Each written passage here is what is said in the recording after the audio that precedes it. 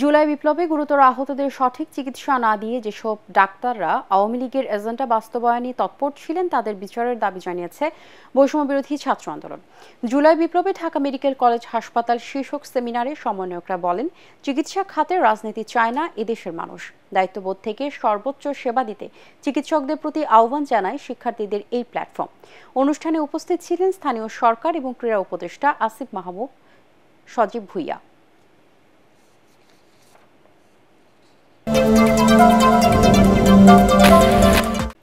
জাতীয় নির্বাচন যত দেরি হবে, গণ আন্দোলনের ক্ষমতা হারানো স্বৈরাচার দেশি বিদেশি প্রভুদের নিয়ে তত বেশি ষড়যন্ত্র করার সুযোগ পাবে বলে আশঙ্কা প্রকাশ করেছেন বিএনপির ভারপ্রাপ্ত চেয়ারম্যান তারেক রহমান।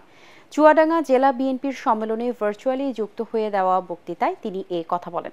জেলা টাউন ফুটবল মাঠের সম্মেলনে বিএনপির ভারপ্রাপ্ত চেয়ারম্যান বলেন, অন্তর্বর্তী সরকার নিরপেক্ষ নির্বাচন করতে পারলে নতুন সংসদ জন আকাঙ্ক্ষা অনুযায়ী প্রয়োজনীয় সংস্কার বাস্তবায়ন করতে পারবে। তিনি বলেন, গত 15 বছরের দুঃশাসনের কারণে আওয়ামী লীগ এখন ঘৃণিত রাজনৈতিক দলে পরিণত হয়েছে। বিএনপির প্রতি জনগণের প্রত্যাশার কথা স্মরণ করিয়ে দিয়ে তারেক রহমান বলেন, আগামী জাতীয় নির্বাচন সহ সামনে কঠিন সময় অপেক্ষা করছে, তাই সবাইকে ঐক্যবদ্ধ থাকতে হবে। এ সময় দলের মহাসচিব মির্জা ফখরুল ইসলাম আলমগীর সহ কেন্দ্রীয় ও জেলা নেতৃবৃন্দ বক্তব্য রাখেন।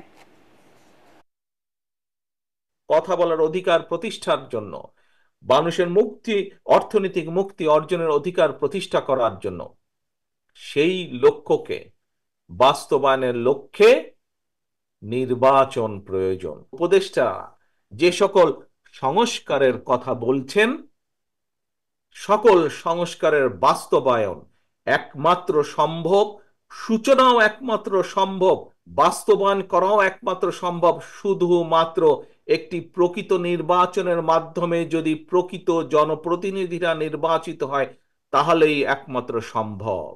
সেজন্যই আমরা বলছি, রাজনৈতিক দলগুলো বলছে কেন দেশে নির্বাচন প্রয়োজন। দেশের নির্বাচন যত দেরি হবে, প্রিয় সহকর্মীবৃন্দ, প্রিয় ভাই বোনেরা, এটি হচ্ছে বাস্তবতা, তত ষড়যন্ত্র বৃদ্ধি পাবে। বসুন্ধরা ডায়াপেন্ট এখন আরো উন্নত।